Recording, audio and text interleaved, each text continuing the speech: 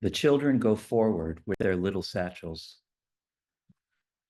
and all morning the mothers have labored to gather the late apples, red and gold, like words of another language. And on the other shore are those who wait behind great desks to receive these offerings. How orderly they are, the nails on which the children hang their overcoats of blue or yellow wool. And the teachers shall instruct them in silence, and the mothers shall scour the orchards for a way out, drawing to themselves the gray limbs of the fruit trees bearing so little ammunition.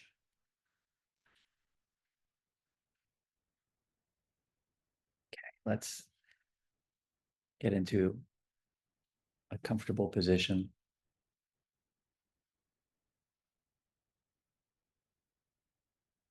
Hands resting on the lap in that receptive pose.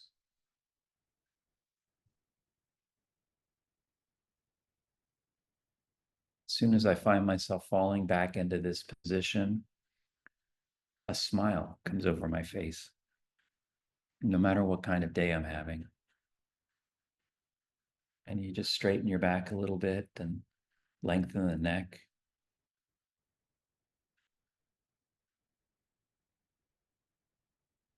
You feel your awareness falling back into your body from where it was floating, maybe slightly in the future or in the deep past. It's all kind of falling back into the body.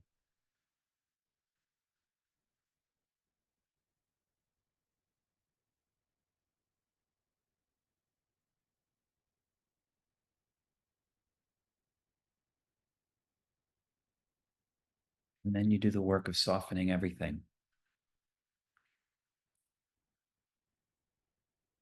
For me, it begins in the shoulders.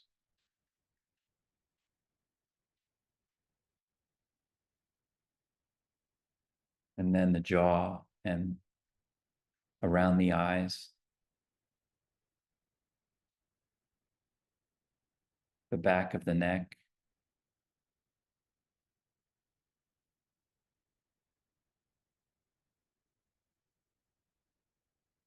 softening the belly, and then opening that door to the heart.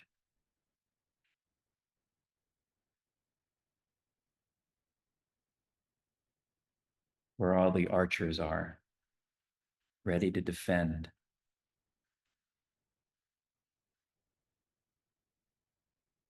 The careful judges.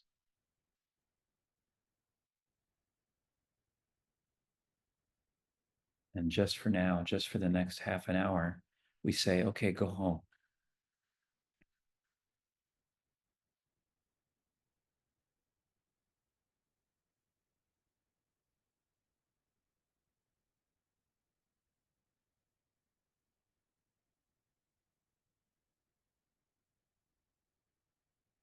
Looking into others' faces is like looking into the face of your favorite animal,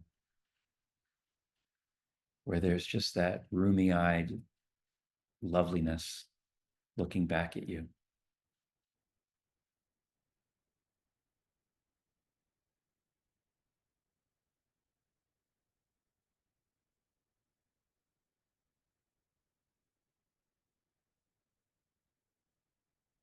And you enter into the heart where you plant a smile that can reach every cell at the tips of your fingers and in all the hurt places.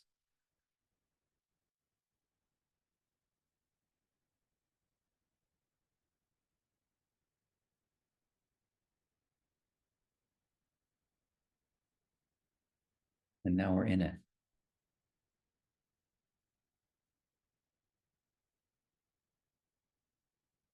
And in that conduit between the heart and the center of the forehead where your awareness is resting, just breathe in to the count of 4.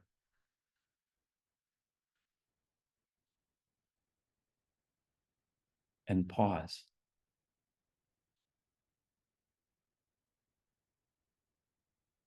And then breathe out deeply to the count of 5.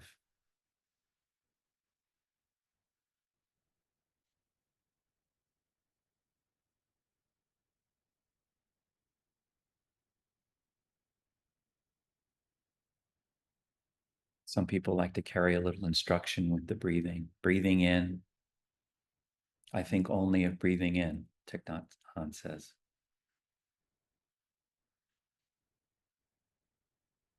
Breathing out, I am only breathing out.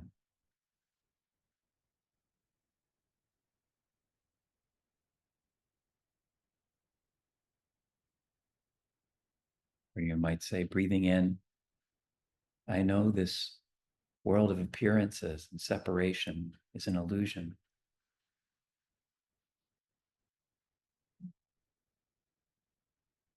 Breathing out, I choose this world to help relieve the suffering of others. It's a little micro bodhisattva vow.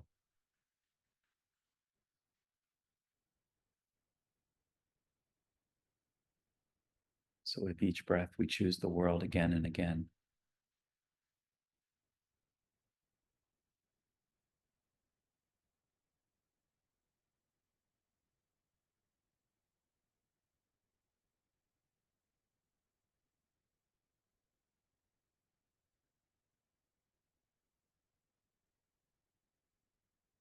And if you find yourself distracted or overwhelmed by thoughts, see if you can just unvelcro yourself from those distractions and thoughts and step back from them and watch them pass.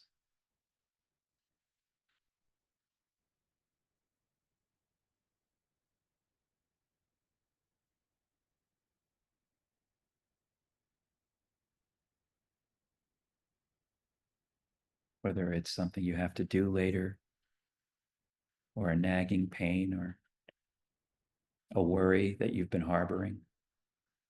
Just for the next half an hour as an experiment, you just let it pass.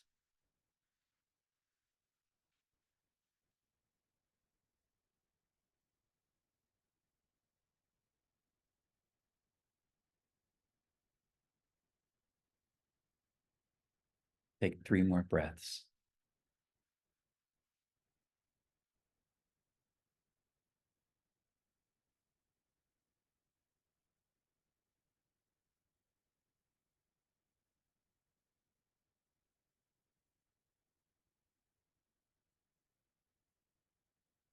We said last week, we're finding the door into the dark. We're blowing the heart's doors open.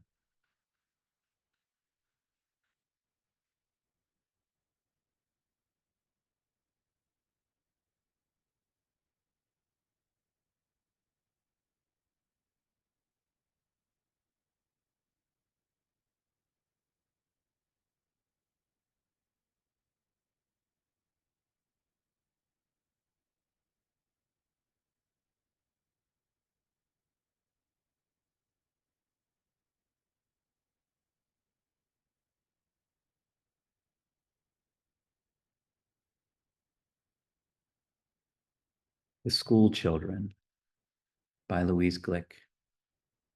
The children go forward with their little satchels. And all morning the mothers have labored to gather the late apples, red and gold, like words from another language. And on the other shore are those who wait behind great desks to receive these offerings. How orderly they are, the nails on which the children hang their overcoats of blue or yellow wool.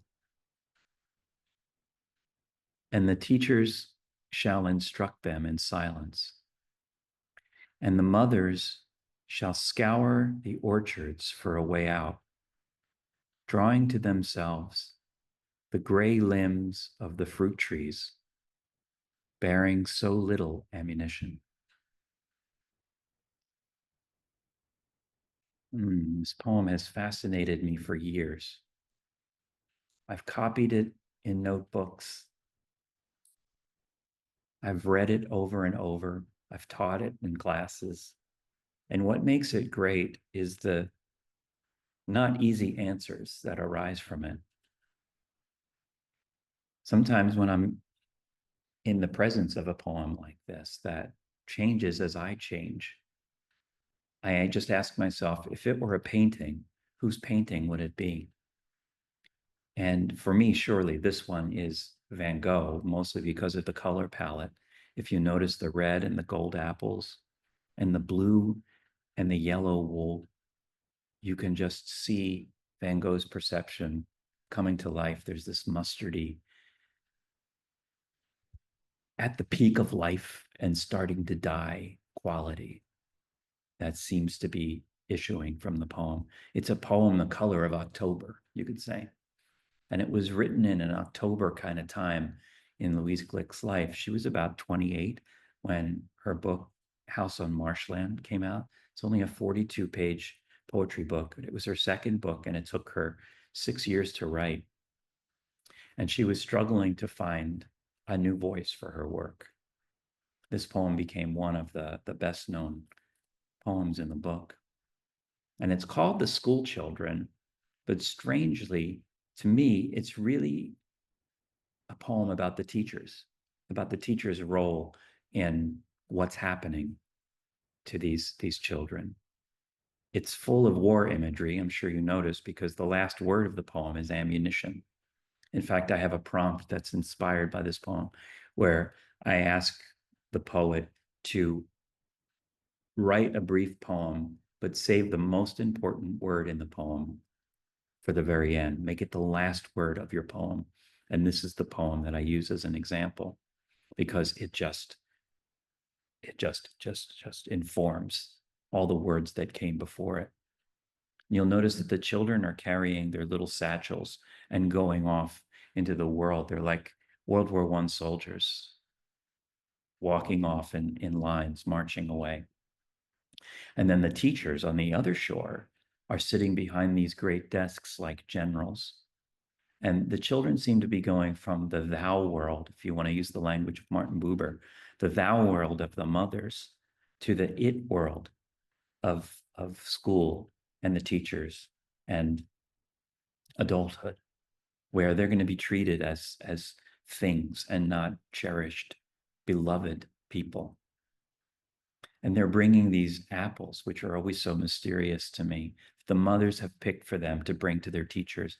The apples are so symbolic of an offering that the mothers are giving the teachers to say, protect this child or cherish this child. And yet you see in the third stanza of the poem, that there's not enough apples to go around. The world is barren of apples. And so the insinuation is that the child is not going to be protected in this new world, this it world. They're going to become sacrificial victims to this way of life, and they'll be conditioned to it and pass it along. And where do we see that? Well, how orderly they are, the nails on which the children hang. This is the beautiful way that poetry can mean in two ways. If it were fiction, it would mean completely differently because we wouldn't have that pause at hang. So it's the nails the children themselves are hanging on. And then the line following finishes the thought, their overcoats of blue or yellow wool. But it's already in our heads that the children themselves are hanging on those nails. So they become these Christ figures. And the mothers, meanwhile, are scouring the orchards for a way out of this, but they're finding nothing. They're helpless to their conditioning. So this is a poem that has been associated with the Vietnam War on one end, historically, and also second wave feminism, because the mothers are helpless to these changes and these conditionings that are happening to their children. And meanwhile, because it's a poem about the teachers saying nothing. They instruct them in silence. And this is the brilliance of Louise Glück. They're instructing them by saying nothing. They're sitting behind their great desks saying nothing, and that's their instruction. But they're also instructing the children in silence. They're instructing them to become silent, like the teachers are, and like all of the adults in this world eventually become. So it's a poem that is an X-ray because it's showing us this toxic world of conditioning. And it's a world of the kleshas. The kleshas in Buddhism are the three poisons: wanting things to be a certain way, not wanting other things that are coming toward you. And the third klesha is ignorance. So the children come rushing into the world wanting it, and the mothers don't want them to go. But the teachers represent ignorance. And by ignorance, I mean ignoring the real person who's sitting before them. They instruct in silence, they ignore. And maybe I chose this poem because I'm having exactly the opposite experience here at this place in Rome, where we all sit together at these long tables and we listen to each other's research. I get choked up just thinking about it with real curiosity. And we tell our stories to each other, not to instruct anybody to think a certain way or condition them to be a certain way, but to help them find their inner teacher. And so I've been reading a lot of Parker Palmer as a result. Parker Palmer wrote two great books. One is called The Hidden Wholeness, and the other one is called The Courage to Teach. And he talks about how community can bring forth our inner teacher, that there is no teacher on the outside as much as there is someone on the inside casting that perfect glance and speaking to us all the time, whether we choose to listen or not. Buddha said, don't take my word for it. Find out for yourselves. And in that sense, he's saying, listen to your inner teacher. Make of yourselves a light. The Buddha said of the three jewels, the Buddha, the Dharma, and the Sangha, the community is the most important because they're always going to guide you back to the next right decision. Parker left academia in 1975 to join Pendle Hill, which is a Quaker community. And that's where he learned all about what he calls these circles of trust. And it's what we have here at the American Academy. I feel it, I know it. And it's certainly what we have here in this group, as remote as Zoom can be. I feel no remoteness among us. I feel incredible closeness because that feeling of support just blares through our little windows.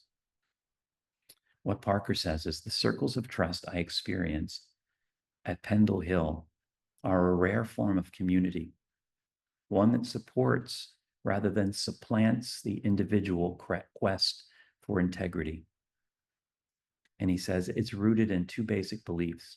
First, that we all have an inner teacher whose guidance is more reliable than anything we can get from a doctrine.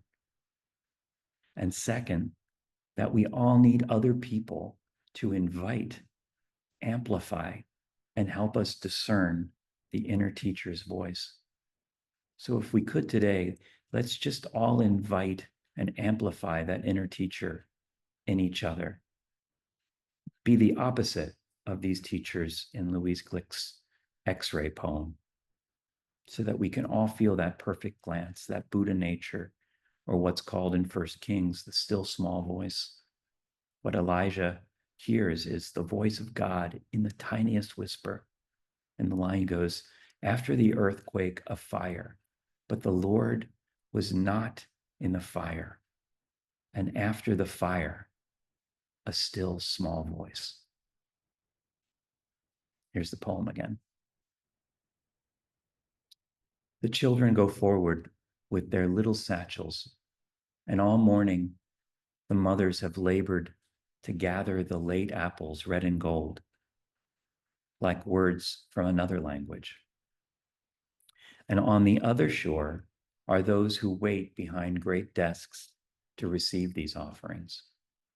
How orderly they are, the nails on which the children hang their overcoats of blue or yellow wool.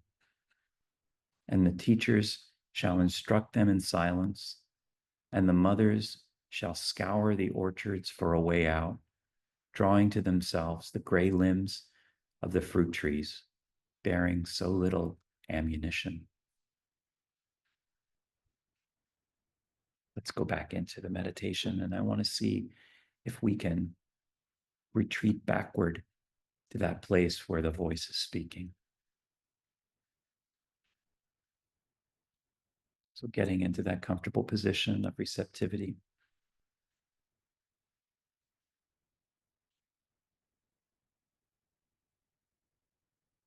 The doors of the heart blown open.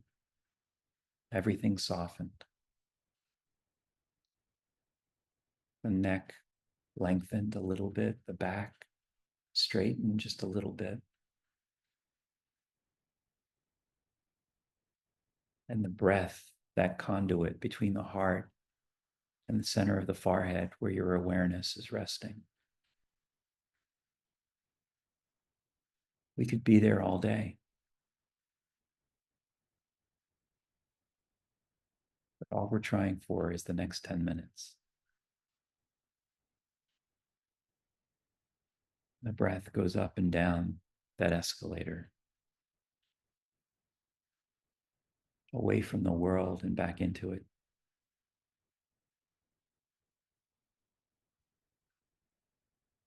And we just ask ourselves, how do I get there? How do I get close enough so that I can hear you speaking?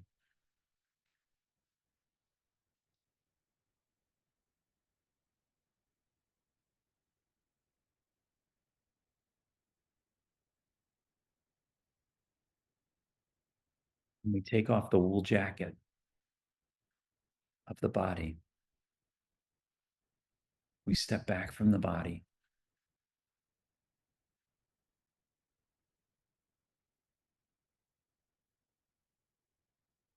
We step far enough back so that we can see the body is real and we're in it. And this is our life.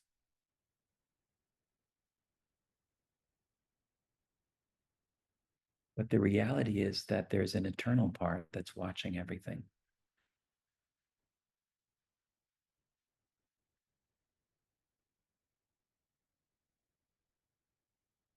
We just step back, like Ram Dass says, and say, far out. This is so interesting.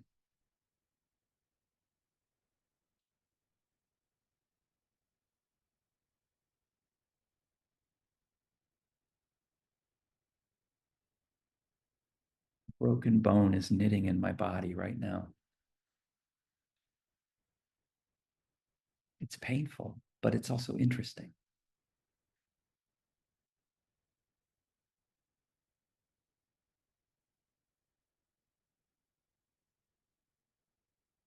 We step back from our emotions, which is another aggregate, another coil that creates this belief that I'm this or that.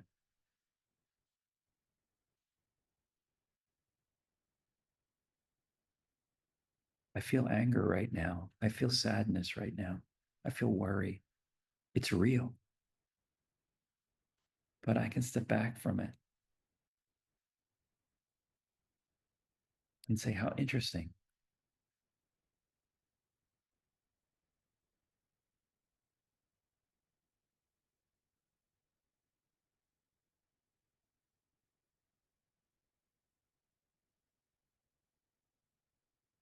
We can watch our thoughts, which are another aggregate, another coil.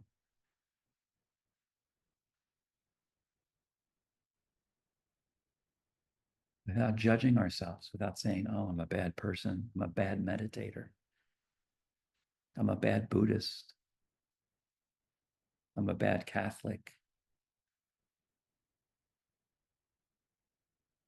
or my favorite, my inner voice, which says, what an idiot. It's an old one. You just step back and you watch them pass.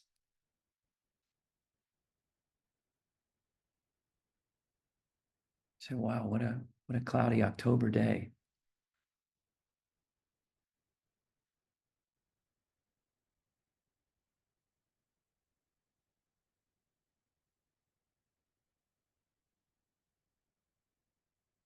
And then all of those apples, all of the conditioning. I'm supposed to be this. Well, I'm a teacher. I'm supposed to say these kinds of things.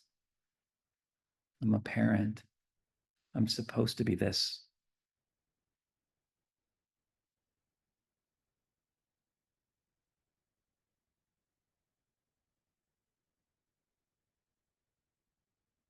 We unvelcro ourselves and step back from that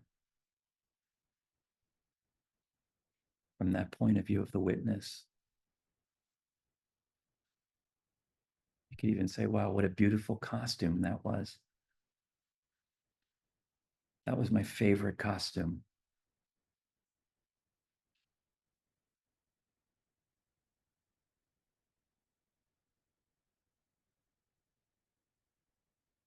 All the way back to the still small voice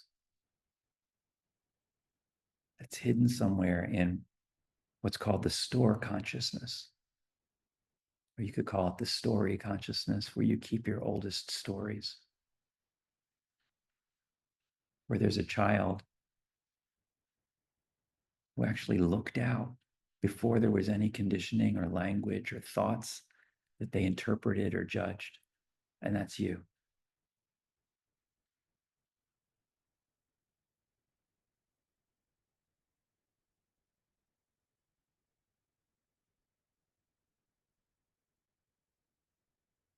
And in this circle of trust, if you could just wish for everyone else in the room, may they find that voice. After the fire, may they hear the whisper of that voice. That's real.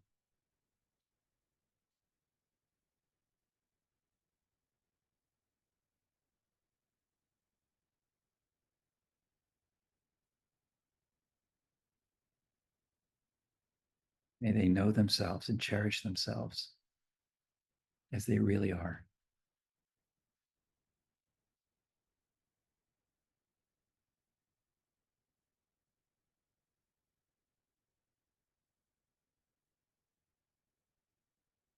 Parker says, philosophers haggle about what to call this core of our humanity, but I'm no stickler for precision. Thomas Merton called it the true self. Buddhists call it the original nature or the big self. Quakers call it the inner teacher or the inner light. Hasidic Jews call it the spark of the divine.